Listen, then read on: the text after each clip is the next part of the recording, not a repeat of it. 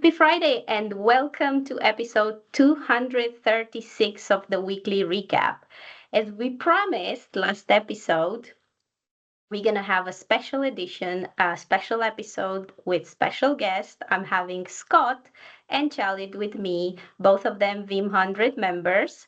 Scott, this is not your first time in the weekly recap, but it was in a different format. We had you as a guest at Veeam ONE special recap. But for Chalid, this is actually the first time in the weekly recap. So what I'm gonna do, I'm gonna start by asking you to introduce yourself. So I'm gonna give it to Chalid because this is his first time in the recap. So why don't you just tell us a few things about yourself, Chalid? Yeah, hi. I'm Chalid. I'm a infrastructure consultant from Germany, new to the Veeam Legend program from the last intake. I'm dealing with Veeam like quite some time. I think the first installation I did was on 4.x, something like that. So yeah, I'm happy to be here. Fantastic, and it's great to have you in the program. And thank you for inviting for being a guest in this episode as well. Scott, I know you probably introduced yourself last time, but just for the people that are new to the community and are watching for the first time, or they haven't watched that episode when you were a guest, why don't you just say a few words? Sure, my name's Scott. I'm an information systems specialist, which is everything from storage, backups, DR, and anything else they want me to do. I've been a legend for probably 2 to 3 years now, and I have a really large Veeam environment, so some of the stuff I have is a little bit more unique with 100 terabyte VMs and stuff like that. And yeah, that's pretty much it. Producing a lot of good content that the community have. So thank you for that. Today we haven't selected one of your articles, but we usually do because we definitely like it. They're always interesting. So yeah, great stuff. Thank you both for introducing and, as I said, for being here with me. As always, our community has shared some great content this week as well. So, what better way to recognize them than discussing their articles? And even more today that I have two technical experts with me. I'm sure there's going to be a lot of interesting points of view. So, what do you think? Should we just jump in? Sounds good. Let's do it. Sounds good. Let's do it. I'm gonna share my screen. I'm with one screen, so that's always difficult. But we're going to manage it. So we're gonna start with one article that I really actually enjoyed from Andre, one of our Veeam 100 members as well in Brazil and VUG leader in Brazil as well. If you remember, I don't know if you two watched 2 weeks ago, we shared his first article on this topic. And yeah, he's basically discussing that most of the times when you consider a repository, you mainly look at the capacity, but this might not be the best approach. And he was talking about how to properly design and then configure a DAS repository using internal disk for Veeam backup and replication. And then he's getting into details and he shows us some maps and do some calculations, super interesting. And this is his second basically article on the topic. He said it's going to be a series. As you can see, this is part 2, and he gives us some updates on the topic. So what I want to do is actually ask your points of view on this topic and on this article. What do you think? I'm going to start with Scott this time. I like this one because I'm a bit of a storage nerd myself. I'm the same way. If somebody's building a repository, I usually say, well, what's your requirement for how fast you need to restore your throughput and IO, not how much space do you need. So knowing this really helps you design what you actually need in your Veeam infrastructure. And I think you actually commented as well something here, if I'm not mistaken. Yeah, Yeah. we've had a few storage discussions, so yeah, I'm sure we'll be chatting when we get together as well. Okay, so you're looking forward for Prague in a few weeks to see Andre so you can discuss this topic. We'll nerd out over discs, yes. Fantastic. I like that. Yeah. I really like that. And Chalid, what's your takeaway on this one? Yeah, it's actually I like that it goes back a little bit back to the basics and stuff. Like everybody's talking about Flash nowadays and NVMe and stuff like this, but for backup environments, you usually have spinning disks, and it gives you like think about what you're going to do in order to get the performance that you want. That's it's a good recap. It's good going back to basics and just getting back to the topic. And what do you Especially, think of? Yeah, sorry, go ahead. I was going to add, especially with everything getting so expensive, I didn't even think of that. Yeah, going with disk may make more sense now. That's true. Yeah, totally. And what do you think about his little graphs in here and maps that he created? What do you think about those? It could be helpful in when you have discussions about architecture and everything, and how do you get to the solution you wanted to, just to show the way of thinking, and how do you achieve what you want to achieve.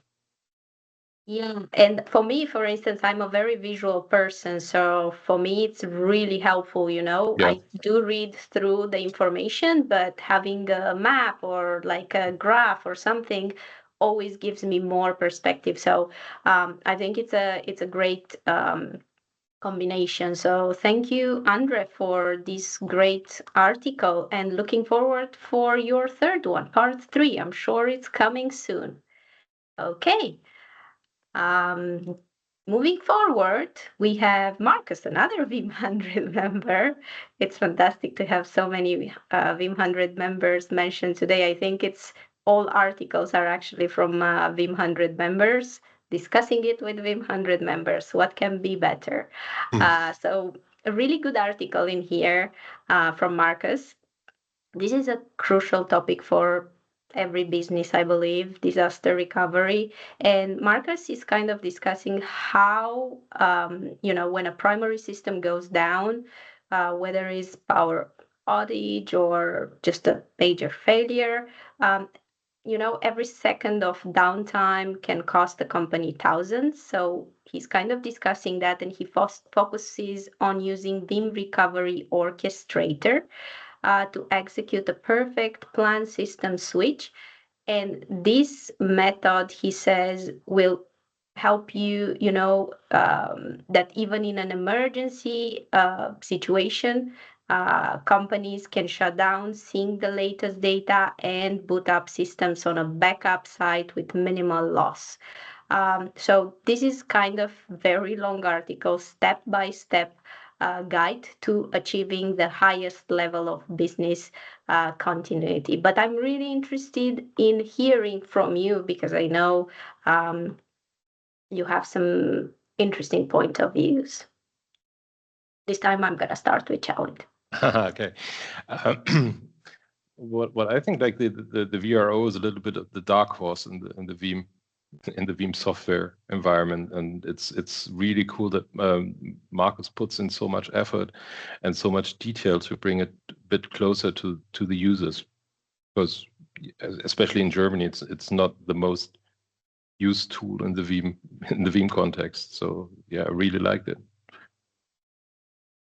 I mean, if you think about, like, I don't think that's necessarily just for Germany, but I think that applies globally. I don't know, maybe Scott is gonna have a different opinion now, but what I noticed, when I talk to people, I was in Latin America, for instance, as well, for the Veeam ONE tours, and I was just chatting with people as they were coming to the booth, and I was just asking what would be like the products that they are using, and it's always VBR, some of them Veeam ONE, but not that many VRO. So that's actually a good point of view. But maybe Scott has a different opinion. I don't know what's the situation in Canada, for instance. Yeah, even myself, we're starting to look at it because we use SRM with storage replication, but with articles like that, I kind of want to hire him to write documentation for my work because that is fantastic. He went into a lot of detail and just step by step. I don't even think you could mess it up if you were doing that for the first time in a lab. I think that was really well written and lots of detail. Really good. And is it like used? I mean, yeah, you said your company is now looking into it, but like in Canada, what do you think? Is it like a product that companies use or not that much? I think it's starting to. I don't think it's used as much. Like VBR for sure is the main one that's used here. Veeam ONE is getting better and better all the time too, so I'm seeing a little more of that. I'm really excited to go with Veeam 113 just to see the differences in some of the features. But yeah, I don't know how much Orchestrator is used here. Okay, I understand.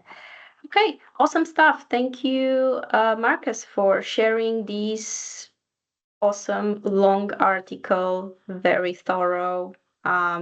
Always great content from you. So looking forward to the next one. And now we got to our third article, and from here it's gonna start a bunch of content on VBR V13, Veeam ONE V13. So there's going to be a lot of discussions around this topic, as you were mentioning it, Scott, a bit earlier. So this one, the third article comes from Peter, another of our Veeam 100 member, and it's a really good one, another long article.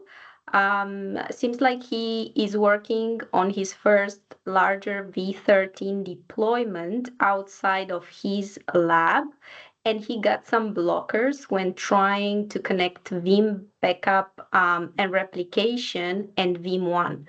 He said after he did the V13 upgrade, and Peter spent a lot of time, he says, figuring out that a simple user account wouldn't work for the connection. And that kind of forced him to learn about specialized roles like the service account. And I think this is a really good case study on how, just a tiny permission is coming on the way and it kind of derail a critical enterprise deployment. So now that I know you both probably played with some betas, you wrote on it, you tried it, I would really like to pick up on your brain and just get some opinion observations on this article and in general V13. This time I'm going to Scott. I like this one because it's not just basic how to install. It's some of the issues that I'm sure other people are going to experience. So this will probably be helping people going forward. And yeah, just some of the things he encountered are a little bit, if it's dealing with your firewall, some of that stuff might not be in the actual documentation yet, as he said. And once again, this one was quite detailed too. So if you're having a similar issue, this would be able to help you if you went through it after the fact. I used the beta for V13 and Veeam 113, and yeah, it was pretty early, so I had a few issues too, just due to our networking and our stuff's very tricky to get installed. So having documents like this always helps. Yeah, absolutely. And Chalid? Yeah, I haven't played around with Veeam 113 yet, but I'm planning to when I have some time to do it in the lab at least. Yeah, but it helps because there are some issues that but as Scott said, most of the people will run in, and if you have something to read about it, and then you don't have to look through help articles on everything's like that. It's easier to find it on a community hub or something to just help you to figure out what issue you have, and maybe someone else already had it, and there is a way around. Yeah, cool article. Yeah.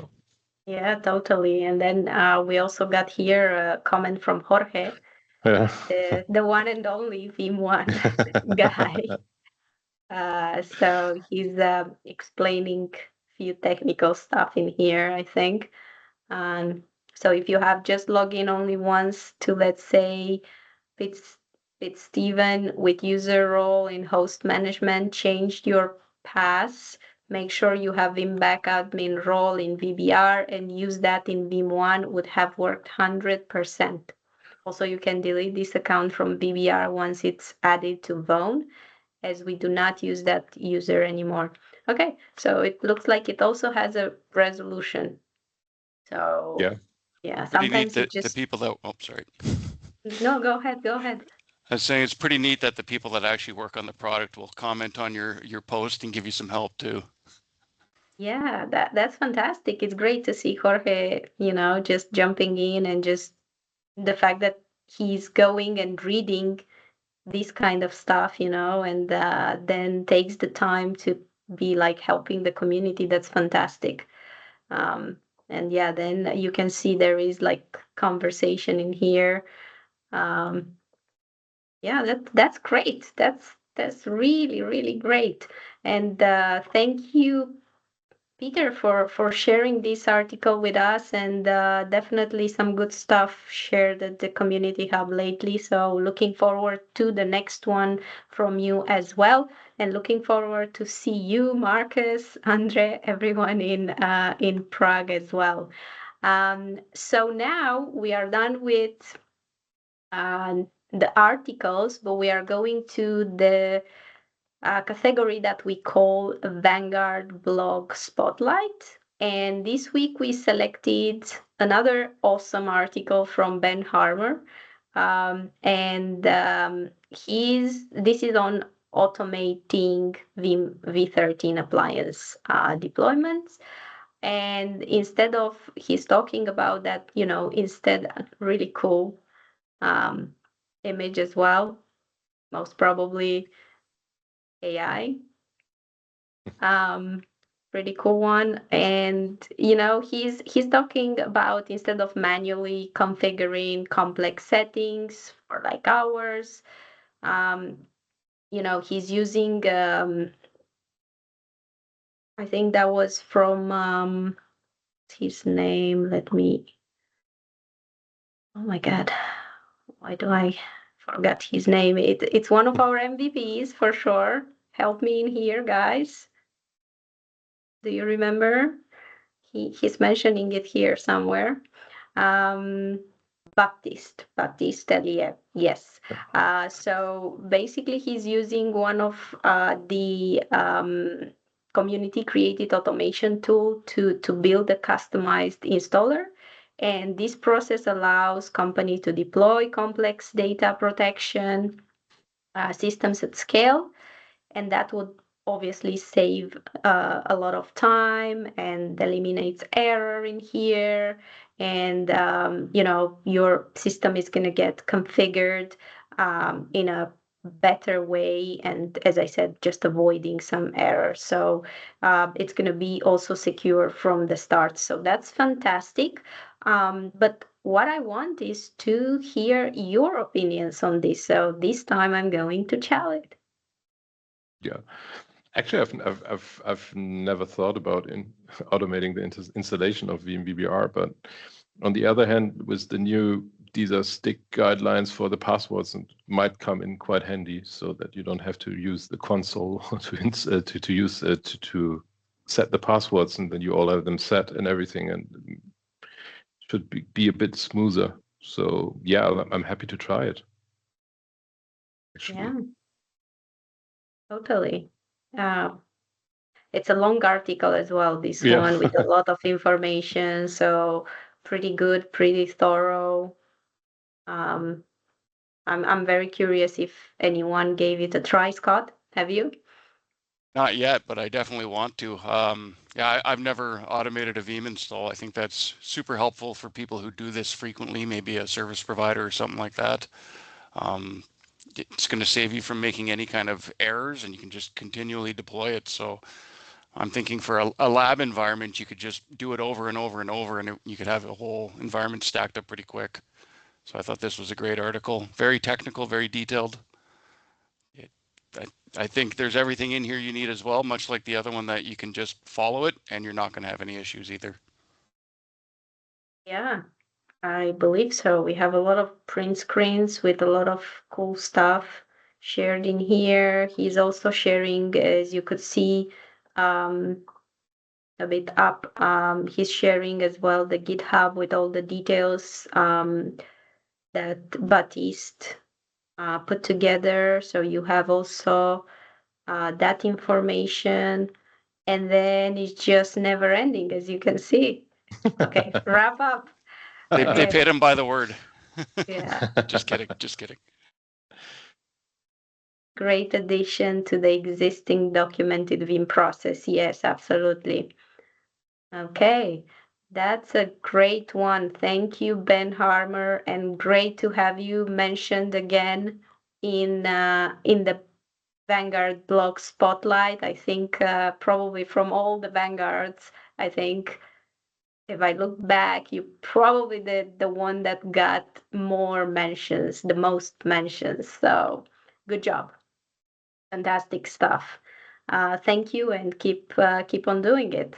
I really enjoy it. And from that, we are going to move to the third category. That's the special department news. And we have one event that is coming next week. That's from VUG Egypt. And we have our VUG Egypt leader, Mohamed Adel, that is putting together this one, talking again, Veeam VBR V13. This seems to be a hands-on experience, so I'm not really sure what he prepared because it doesn't look like there's a lot of information in about this event.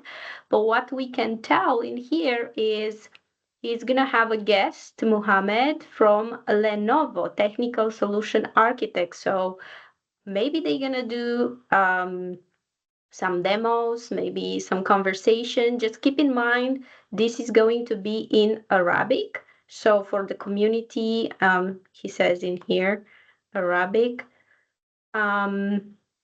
I think I think this maybe it's translated because this originally is in Arabic, so most probably it's translated just wrong, Vime instead of a Veeam. That's my guess. But yeah, this is going to be in Arabic. It's going to be next Wednesday, October 22nd, and that's going to be 7 p.m. I think this is the Eastern European Standard Time. I can see 18 people already registered. You still have time. So go ahead for it. Talking about this, Scott, I know you were thinking about having as well a Veeam user group experience in Winnipeg. I still have vendors. I got a few vendors that are wanting to help. I got a few local Veeam people that want to help. It's just time was a little tight this summer, and I'm not sure how many people want to come to Canada, where I live, in -40 weather. So we may look at spring at this point. I think spring is always a better idea. But yeah, that would be cool. I mean, I'm pretty sure because we don't really have that many events at this point in that area or not at all. So I think the customers and partners that are around, they might just be interested in attending. So I think that would be a cool thing. But yeah, in the meantime, thank you, Mohammed. Thank you, Mohammed, and looking forward to this great event next week. And then talking about events, we also have one event that is in person. This is going to be VUG USA in Los Angeles. We haven't had one in Los Angeles in a while. I can see it's going to be location Top Golf El Segundo. And this is going, well, this shows my time because it's customized, but it's going to still be Wednesday, October 22nd. And it's going to be a few hours in the evening, as I can see in here. I don't know to translate the time right now, but I think it's going to be sometime evening. A lot of the topics are going to be again around Veeam V13. So I think this is going to be interesting. Let's see if we go to register. What do we see in here? Okay, so we have a basically a registration form, so you can put your details if you are in the area and you want to attend. This is the way to do it. We have Data Price Object First as sponsors, so thank you both, and I'm sure it's gonna be good. We don't really have like a very detailed agenda, but it looks like it's going to be a lot around V13. So that's going to be great. Okay. So here we have 4 p.m. Okay. 22nd October 2025, 4 p.m. to 7 p.m. local time. Okay. Now that makes more sense. Perfect. So thank you, Stephen. Stephen Yu for that. He's a new VUG leader, not a new Veeam 100 member, but he started this month, at the beginning of the month, he had a VUG in New York that was successful, and now he's doing one in LA. Cool stuff. Thank you for that. And now going back to the two of you. Thank you very much for being with me in this episode. It has been great. Any final thoughts on your side? Well, actually, it was nice. It was interesting. Yeah. Hopefully not the last time Well, you are going to hopefully, be yeah. my guest. Yeah, hopefully. Yeah. And looking forward to see both of you in Prague in a few weeks. Scott, any final thoughts on your side? Oh, just thank you for having me. Looking forward to going to Prague and seeing everyone and meeting everyone in person that's new to the group. That's kind of what the Veeam community is all about, is meeting people from all over the world and having similar interests. So thanks. Thank you very much, both of you, and thank you all for watching us today. And we'll see you next week in episode 237. Okay. Nice.